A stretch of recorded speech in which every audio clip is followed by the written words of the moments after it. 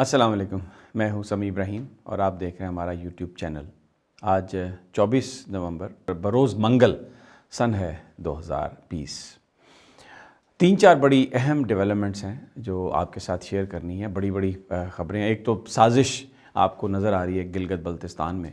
اور ایک بہت ہی اعلیٰ سطح بریفنگ میں یہ بات بتائی گئی کہ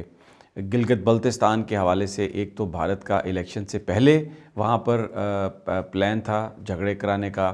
اور اس سچویشن وہاں پر حالات کو نازک بنانے کا، اور ایک ان کا پلان ہے الیکشن کے بعد کا۔ آج تفصیل سے اس پر بات کریں گے۔ دوسرا جو ایک بڑی اہم خبر آئی ہے کہ ایک national intelligence coordination committee NICC بنائی گئی ہے، جس میں تمام جو پاکستان کی جو انٹیلیجنس ایجنسیز ہیں وہ اس میں شامل ہوں گی، اور اس کے جو سربراہ ہیں وہ ISI کے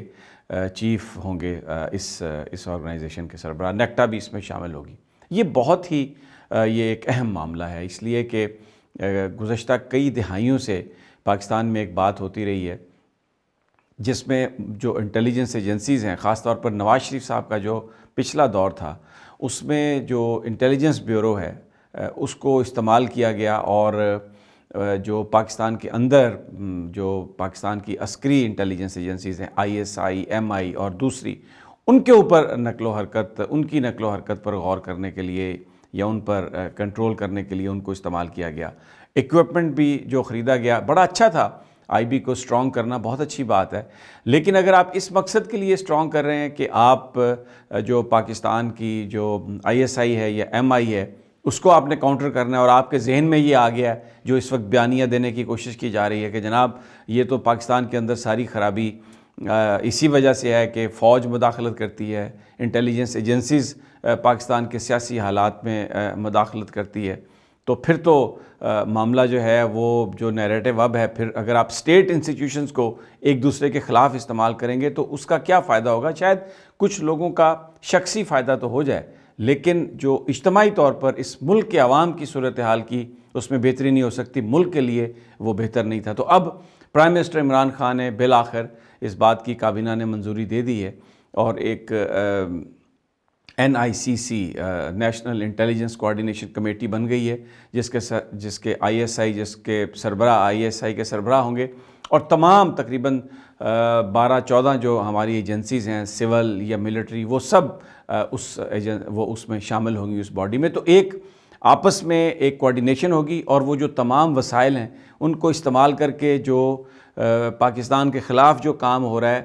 وہاں یہ تمام سارے وسائل استعمال ہو سکیں گے۔ اور اس میں ایک بات دیکھیں، جو سویلین لیڈ رول جو ہے وہ برقرار رہے گا، اس لیے کہ جو ISI کے سربراہ ہیں وہ بھی پرائم منسٹر کو جواب دہ ہوتے ہیں، ڈائریکٹلی ان کے پاس آتے ہیں۔ انٹیلیجنس بیورو کے اپنی کیپیسٹی میں جو ان کے چیف ہیں وہ بھی انٹیریئر منسٹری اور پرائم منسٹر کو وہ جواب دہ ہوتے ہیں، تو اس لیے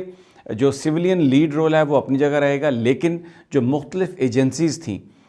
جن کے رول کے حوالے سے ہمیشہ ابہام تھا، اور جن کی آپس میں کوآرڈینیشن نہ ہونے کی وجہ سے جو نقصان ہو رہا تھا، جو بڑے واقعات ہوئے جن سے بچا جا سکتا تھا، کیونکہ کہیں نہ کہیں انٹیلیجنس موجود تھی، لیکن کیونکہ آپس میں کوآرڈینیشن نہیں تھی، اس لیے ایک ایجنسی کو دوسری ایجنسی کے کاموں کا پتہ نہیں چلتا تھا، اور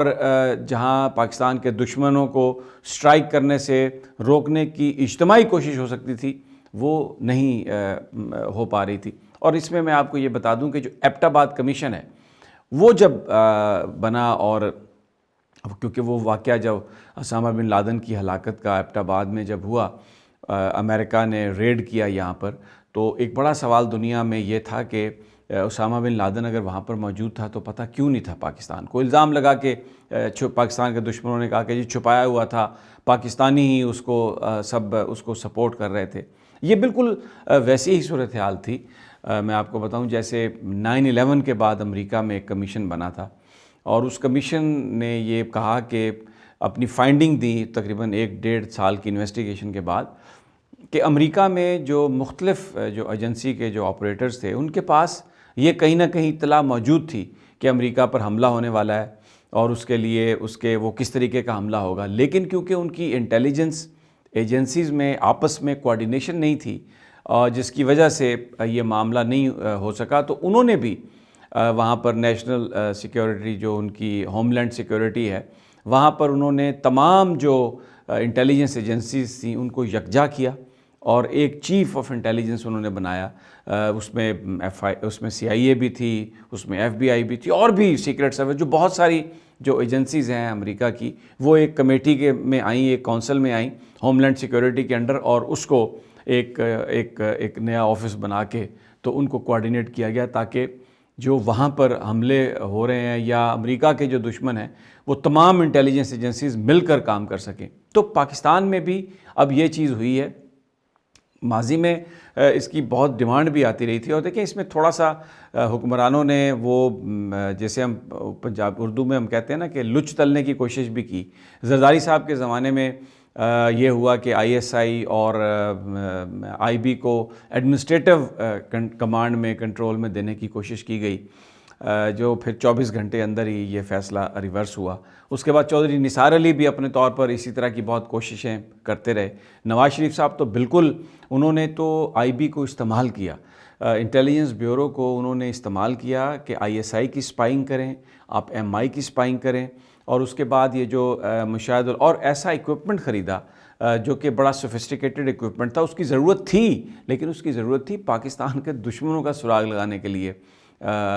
لیکن کیا ہوا کہ وہ انہوں نے IB کو لگا دیا, ISI کے لوگوں کے پیچھے لگا دیا, MI کے لوگوں کے پیچھے لگا دیا, اور وہ اس طرح کی جو موومنٹ تھی اس کے پیچھے لگا دیا, جبکہ جو پاکستان کے دشمن تھے ان کو پکڑنے کی اس حوالے سے کوئی کوشش نہیں کی جا رہی تھی. تو اب یہ جو معاملہ ہے اس کو اس طریقے سے بڑے احسن طریقے سے حل کیا گیا, اور یہ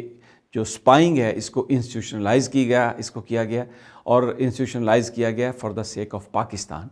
یعنی جب وہاں پر IB کے لوگ بھی بیٹھے ہوں گے, ISI بھی ہوگی, MI بھی ہوگی, دوسری بھی جو ہماری بہت ساری انٹیلیجنس ایجنسیز ہیں ان کے لوگ بھی موجود ہوں گے, تو ان کی آپس میں کوآرڈینیشن ہوگی, اور کوئی بھی فریق کسی بھی ایجنسی کو کسی دوسرے فریق کے لیے ملک کے اندر سپائنگ کے لیے استعمال نہیں کر سکے گا. اور سیولین لیڈ رول ہے کہ یہ ڈائریکٹلی پرائم منسٹر جو ہیں وہ بینگ چیف ایگزیکٹو یہ تمام جو انٹیلیجنس ہے ان کو پیش کی جائے گی. تو یہ جو کوآرڈینیشن ہے یہ ایک ایسی یہ ڈیولپمنٹ ہے جہاں پر پاکستان کے تمام جو وسائل ہیں اس کو استعمال کیا جائے گا. جو اس پہ تنقید کرنے والے لوگ ہیں وہ یہ کہہ سکتے ہیں کہ جناب اب دیکھیں نا, اب تو IB کو بھی آپ نے ایک طریقے سے ISI کے انڈر دے دیا, لیکن پوری دنیا میں ایسا ہے. یہ کیونکہ یہ میں جن لوگوں کی بات کر رہا ہوں یہ وہ لوگ ہیں جو کوئی بھی کام آپ کریں اس میں انہوں نے ایک پخ نکالنی ہے, اس میں انہوں نے یہ کہنا ہے کہ جناب یہ جو معاملہ ہے یہ تو پاکستان کے لیے یہ ٹھیک نہیں, کیونکہ ان لوگوں کی سوچ یہ ہے, وہ بتانا یہ چاہ رہے ہیں کہ جہاں پر بھی ISI کا نام آئے گا, جہاں پر بھی پاکستان کی فوج کا نام آئے گا, جہاں پر بھی پاکستان کی اعلیٰ عدلیہ کا نام آئے گا, تو اس سے مراد یہ ہے کہ یہ دونوں تینوں یہ مل کے تو جو سیولینز ہیں, جو پولیٹیشین ہیں, جو پارلیمنٹ ہے, اس کے کردار کو محدود کر رہے ہیں. حالانکہ ایسا نہیں ہے. یہ جو کچھ ہو رہا ہے یہ سیاستدانوں کو تقویت دینے کے لیے ہو رہا ہے, اگر وہ پاکستان کے جو نیشنل ایشوز ہیں ان پر فوکس کریں. ہاں, اس سے یقیناً اگر وزیر اعظم یہ چاہتا ہے کہ اس کے جو سیاسی مخالفین ہیں ان کی نگرانی کی جائے, اگر وزیر اعظم یہ چاہتا ہے کہ ISI اور MI کی نگرانی کی جائے, تو یہ تو ممکن نہیں ہوگا. اس کا دروازہ راستہ بند کرنے کی ضرورت ہے, اور جو ہماری انٹیلیجنس کے جو سورسز ہیں ان کو استعمال کرنے کی ضرورت ہے یہ پتہ لگانے کے لیے کہ پاکستان کے دشمن کیا کر رہے ہیں. بلوچستان میں دہشت گردی کہاں پر ہونے والی ہے, کراچی کے امن کو کیسے سبوٹاج کرنے کی بات ہو رہی ہے, بلوچستان میں کہاں کہاں CPAC پر حملہ کرنے کی بات ہو رہی ہے. تو یہ انٹیلیجنس جو سارا نیٹ ورکنگ ہے, یہ جو سارے ریسورسز ہیں پاکستان کے, یہ اس لیے ہیں, اس کے لیے اس کو استعمال کرنا چاہیے. اور اب الحمدللہ یہ جو ایک انسٹیٹیوشنلائز یہ جو ہو گیا, اس سے ہمیں لگتا ہے کہ یہ بڑی آسانی سے یہ معاملہ آگے نکل جائے گا, اور یہ بہت ہی ایک احسن قدم ہے اور یہ بہتری کی طرف قدم ہے. اور اب کوئی اپنے ذاتی اقتدار کے لیے, اپنے شخصی فائدے کے لیے کسی بھی انٹیلیجنس ایجنسی کو کوئی استعمال نہیں کر سکے گا. بڑی ایک اچھی خبر ہے اس حوالے سے. اب ذرا میں جو چیز آپ سے ذکر کر رہا ہوں, گلگت بلتستان میں وہاں پر ہنگامے, ایک ہلکے سے الیکشن روکنے کی, رزلٹ روکنے کی بات, اور اس میں گاڑیوں کو آگ لگا دی گئی. گلگت بلتستان کا جو علاقہ ہے ایک روایتی طور پر بڑا پرامن علاقہ ہے, وہاں پہ لٹریسی ریٹ زیادہ ہے, وہ لوگ پاکستان سے بہت پیار کرنے والے لوگ ہیں. اور دوسری بات آپ یہ دیکھیں کہ وہاں پر جو 50% جو پاپولیشن ہے، وہ جو گلگت لائٹ انفینٹری ہے، وہ فیملیز اس سے منسلک ہیں، ان کے لوگ اس میں بھرتی ہیں. اور یہ جو پروویژنل اسٹیٹس دیا گیا، پروونشل اسٹیٹس، وہ بھی ایک بہت بڑی ان کی ڈیمانڈ تھی. اور میں آپ کو ایک یہ بات بتا دوں، گلگت بلتستان کا فیصلہ کرنے سے پہلے جو ہمارے حکام ہیں، ہمارے سویلین اور عسکری حکام، انہوں نے تمام سیاسی جماعتوں کو اعتماد میں لیا. آپ کو یاد ہے وہ جو ایک میٹنگ کا، ایک ڈنر کا ذکر ہوا جس میں جنرل قمر جاوید باجوہ بھی تھے، ISI کے سربراہ بھی تھے، تمام سیاسی پارلیمانی قائدین بھی تھے. وہاں پر بتایا گیا، گلگت بلتستان کے الیکشن سے پہلے یہ فیصلہ بھی کنسنسس سے کیا گیا کہ وہاں پر فوج نہیں آئے گی الیکشن کروانے کے لیے. پھر اس کے بعد یہ فیصلہ کہ گلگت بلتستان کو پروویژنل ایک صوبے کا سٹیٹس دینا ہے، اس میں بھی تمام جو سیاسی جماعتیں ہیں، بھلے یہ سیاسی جماعتوں کو اعتماد میں لیا گیا، انہیں بتایا گیا. اب یہ ایک علیحدہ بات ہے کہ اپنی جو پولیٹیکل کیمپین تھی، جو الیکشن کیمپین تھی، اس میں یہ مختلف باتیں کرتے رہے اور انہوں نے اس سے اظہار تعلقی کیا اس انفارمیشن سے. اب صورتحال جو پاکستان کی انٹیلیجنس ایجنسیز کو جو انفارمیشن تھی وہ یہ تھی کہ الیکشن سے پہلے بھی گلگت بلتستان میں فسادات کا منصوبہ تھا. گلگت بلتستان میں نیشنلزم یعنی پروموٹ کرنے کی بات ہو رہی تھی کہ وہ لوگ یہ ڈیمانڈ کریں کہ جناب یہ تو ان کو تو علیحدہ رکھا جائے، ان کو پاکستان کا حصہ نہ بنایا جائے، تاکہ کہیں پر بھی ایسی جو ایک تحریک ہے اس کو ہوا دی جائے. گلگت بلتستان کے لوگ علیحدگی کا مطالبہ کریں، اور اس کو بھارت کی راہ کی فنڈنگ تھی. اور اس کی بنیادی وجہ سی پیک کو ناکام کرنا، دیامر بھاشا ڈیم جس کے پورے ملک کو جس کا فائدہ ہونا تھا، اس لیے کہ وہاں پر اریگیشن کے لیے بھی پانی محفوظ کیا جانا تھا اور بجلی بھی سستی بننی تھی پانی سے. تو اس کو وہ اگر وہاں پر اس قسم کی کوئی تحریک چل جائے اور وہ لوگ اگر علیحدگی کی بات کریں تو یہ سارے منصوبے، اور خاص طور پر سی پیک جو ہے اس پر بہت بڑا کمپرومائز ہونا تھا. تو اس کے لیے الیکشن سے پہلے کا منصوبہ بھی تھا معاملات خراب کرنے کا، اور الیکشن کے بعد بھی. اب الیکشن سے پہلے تو الحمدللہ کوئی وہاں پر ایسا واقعہ نہیں ہوا. الیکشن والے دن بھی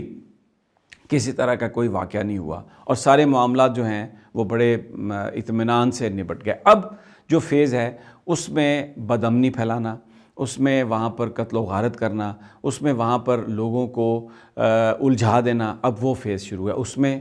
گلگت میں، بلتستان میں آپ نے دیکھا اخبارات بھرے پڑے ہیں،